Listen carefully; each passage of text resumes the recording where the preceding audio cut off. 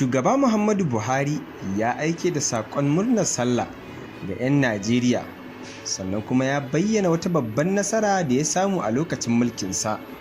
Mai kallo da sauraronmu, idan har kana tare da mu a cikin wannan rahoto da za mu kawo maka, za ka ji mu da cewa shugaban ƙasa Muhammadu Buhari ya aike da saƙon sallah ƙarama na ƙarshe a matsayin wato shugaban ƙasa. Sannan kuma shugaba Buhari ya yaba wa gwamnatinsa kan yadda ta gudanar da sahihin zaɓe wannan ƙasa, zaɓen da ya gudana a cikin wannan shekara wato na watan Fabrairu da kuma Afrilu. Sannan kuma shugaban ƙasa Muhammadu Buhari ya ce ya bar kyakkyawan tarihin gudanar da sahihin zaɓe a ƙasar nan, wanda hakan ya ci gaba, sannan kuma demokaradiyya ta ɗore a ƙasar nan. Yanzu kanin labarin ka riga ka saurara, amma daga bisani za ka ji mu da cikakken rahoton. Amma kafin nan, idan har wannan shine zuwanka na farko wannan tasha tamu mai albarka, don Allah kada ka manta ka taimaka kai mana subscribe tare da danna alamar ƙararrawa, domin haka ne zai baka damar samun labarai da rahotanninmu da ma bidiyoyinmu da zarar mun ɗaura su. Assalamu alaikum, sai a biyo mu sannu a hankali a kuma gyara zaba tsabdan jin cikakken rahoton da muke ɗauke da shi. Shugaban ƙasa Muhammadu Buhari ya ce gwamnatinsa ta yi bajinta sosai a zaɓukan da aka gudanar a ƙasar nan, inda ya yi nuni da cewa an yi adalci a zaɓukan, wanda ya sanya har wasu 'ya'yan jam'iyya wadda ba tasa ba wato suka samu nasarori a kujerori daban-daban a ƙasar nan. Shugaba Buhari ya ce ko sau ɗaya bai tsoma bakinsa ba kan zaɓe, domin ba wani ko wata fifiko da ya bayar a cikin zaɓen da ya gudana. Jaridar Vanguard ta kawo rahoto cewa shugaban ƙasar ya bayyana hakan ne a cikin saƙon sallah da ya aika wa 'yan Najeriya ta hannun hadiminsa wato Garba Shehu. Sannan kuma shugaba Buhari ya ce yadda aka yi zaben shekarar 2023 cikin kwanciyar hankali zai shiga cikin tarihi a matsayin ɗaya daga manyan nasarorin da ya samu a gwamnatinsa. A cikin saƙon sallar da ya aike wa al'ummar Najeriya, shugaba Buhari ya yi bayanin cewa sakamakon zaɓukan sun yi daidai da alkawarin da ya ɗauka na yin sahihin zaɓe a Najeriya. A kalaman nasa, inda yake cewa, ina alfahari cewa na samar da daidaito a tsakanin dukkanin 'yan takara ba tare da la'akari da jam'iyyunsu ba, domin yin adalci ga kowa.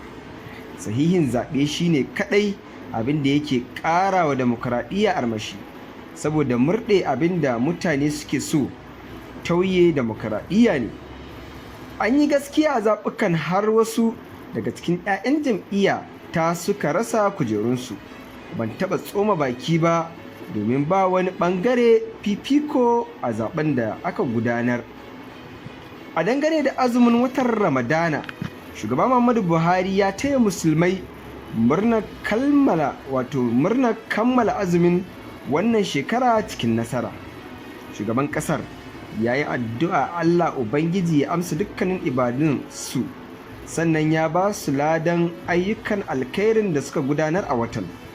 Ya kuma tunasar da cewa kada su manta da darussan da suka koya a lokacin watan azumin Ramadana.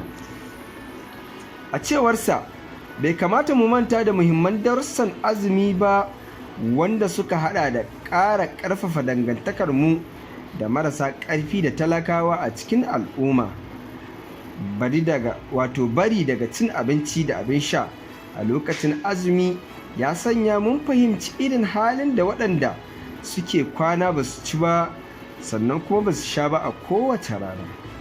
A wani rahoton na daban kuma, kun ji yadda gwamnan wato jihar Benue Samuel Ortom ya wa shugaba Muhammadu Buhari martani mai kaushi. Ortom ya caccaki shugaba Muhammadu Buhari, inda ya ce ya kasa kare rayukan al'ummar ƙasar nan, musamman na jiharsa ta Benue. Ƙarshen rahoton namu kenan. Amma mai kallo da sauraron mu zaka iya ajiye ra'ayinka a comment section tare da dangwala mana alamar dan yatsa, domin karfafa mana ƙwarin gwiwa wajen zakulo muku sahihan labarai ba na shafcin gizo. Haka kuma muna ƙara sanar da kai cewa idan har wannan shine zuwanka na farko wannan tasha tamu mai albarka, don Allah kada ka manta ka taimaka kai mana subscribe tare da danna alamar ƙararrawa, domin haka ne zai baka damar samun labarai da rahotanninmu da ma bidiyoyinmu da zarar mun ɗaura su. Sannan kuma muna muku barka da sallah. Allah ya maimaita mana, ya ƙara maimaita mana, amin. Duk wasu nau'o'in ibada da muka yi a cikin watan azumin watan Ramadana, Ubangiji Allah ya sa karɓaɓɓe ne. Ubangiji kuma Allah ya sa muna daga cikin bayin da za a 'yanta ko kuma aka 'yanta daga wato wuta zuwa aljanna.